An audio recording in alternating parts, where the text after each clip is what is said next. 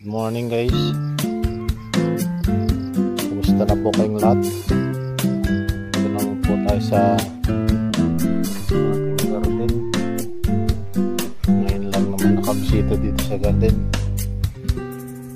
Tingnan muli natin ang ating tanim.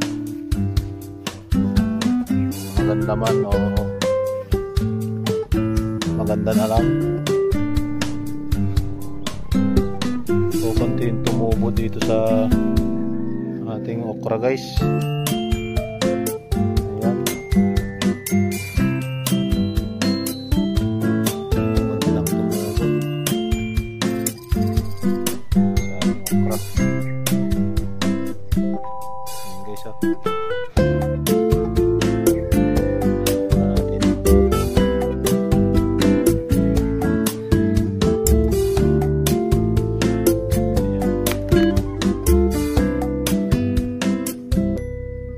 Pangit yung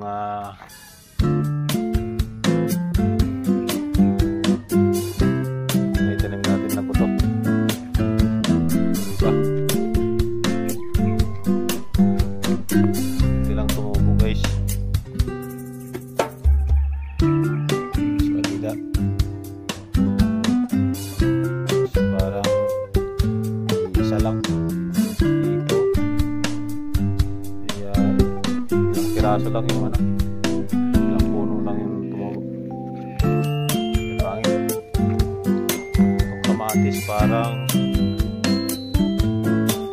na-harvest na yung kamatis. Ayun, may kuwan, may piniputasan guys oh.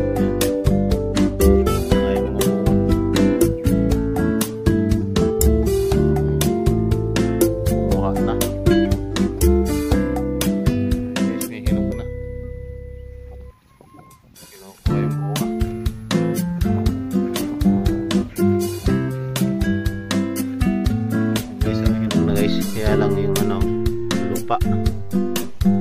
Hindi naman. Okay, so hinog pero yun oh. Ito sira guys. Ayan, sira guys oh. Ayan. Isa nasira. Nasira pa oh. Sira yan. Sira yung hinog. Yun din, sira din yun. Sira din yung hinog niya. Yun guys oh. Hulog na.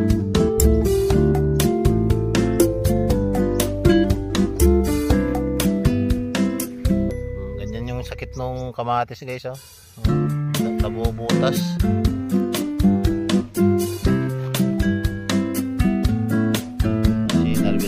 Kagat kasi ito, hindi mo na pinahinog. Ayan guys ah.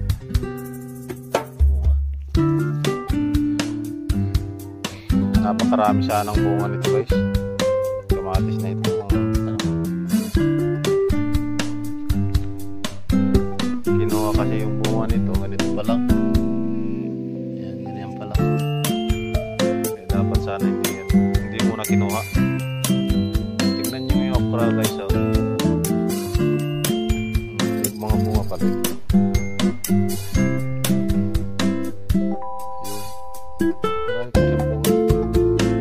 Pero itatanim natin ito. Tatanim natin ito.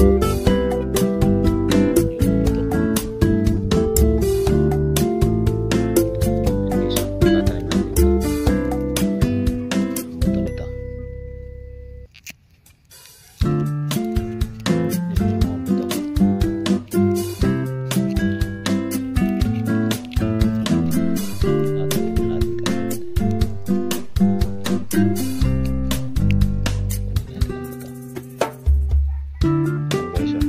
Ay, hindi na ito matutubo. Hindi na ito tutubo kalitin.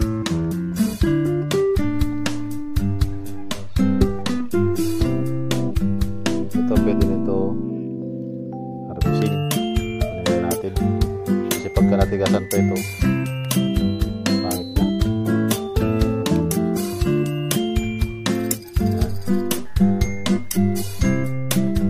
Itong okra ay isa rin itong herbal. Isa rin itong malaking tinutulong sa ating katawan. Okra na ito.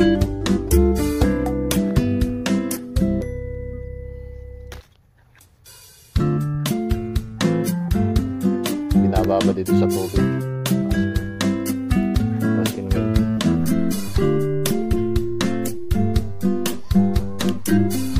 Dami din guys. Yan guys oh. So pagka hindi ito kinuha ito, matititigasan na ito. Titigas.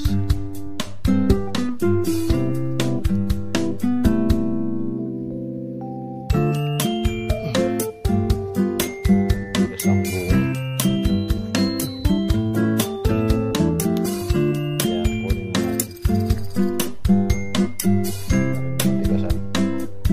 Para muling bubunga.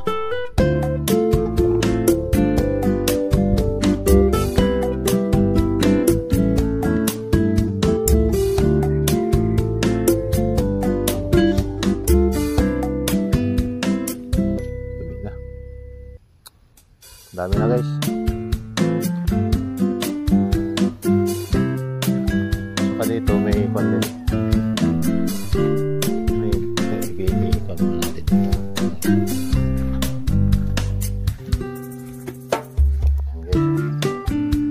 Hindi na nasikaso itong talong. Hindi na nasikaso. Busy sa trabaho.